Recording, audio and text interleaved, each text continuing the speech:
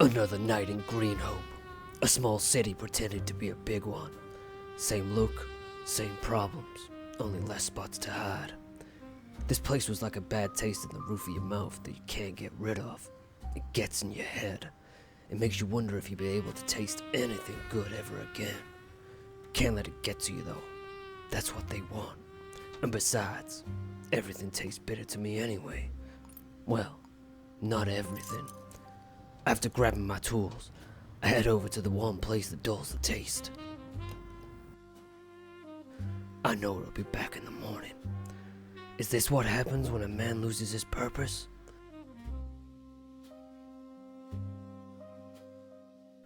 I'd have to answer that question another day.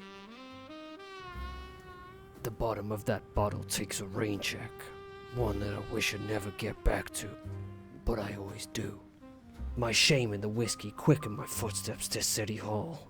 I take a case form. Pinkertons are calling it the case of the suit. Doesn't give me much. I cross the street and enter the Garland's Hotel, taking the elevator to the 5th floor. I know I won't be the first on the scene. That's not always a bad thing.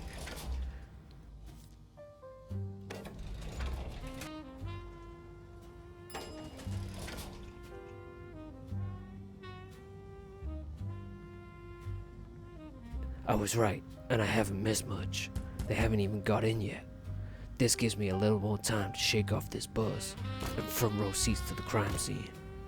When the door eventually gave way, the first thing I see right in front of me, a message in blood on the wall. Put a pin in it. So that's the first thing you wanted people to see, huh? Not the victim, the message. This could get complicated. I hope that the importance of getting that message on the wall made him sloppy. As I look further into the room, I notice footprints too. Someone in a hurry. They're not as conclusive as fingerprints, but it's something to work with. By the time the Pinkertons come out, my buzz is worn off, and my feet feel firmer beneath me once again. Just in time. I sneak past them easily and get to work. I head straight to the body and try to find out all I can.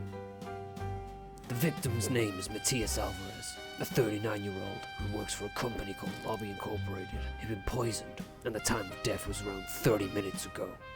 Could I have passed the killer in the lobby? Could he still be close by? I shake off the unhelpful thoughts and scan the immediate area. Bingo. A calling card. Didn't have what it takes. Promote me. They must be worthy. First, the message on the wall. Now the one next to the body.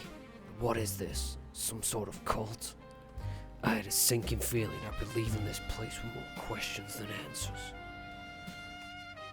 I start to check the place for fingerprints, first taking Alvarez's. I scanned the calling card, begging for this case to just be that easy. There was a print on it, alright. It was Alvarez's. How did his print get on the card? Is this his card?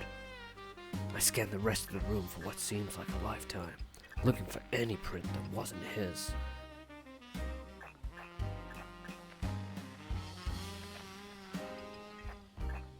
I finally find one.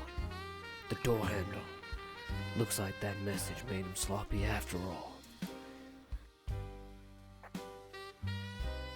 Before I decide to leave, I find some files stored in the wardrobe. It only makes things worse. Inside were 5 blood donor cards. None of them were his. Alvarez lives alone. His fingerprint was on the calling card by his dead body. And now it seems he has 5 trophies in his closet? What the hell had I stumbled into? I had to find these 5 people. I had to find Alvarez's killer. And I had to make sure that it was my imagination running wild and not this whole damn city.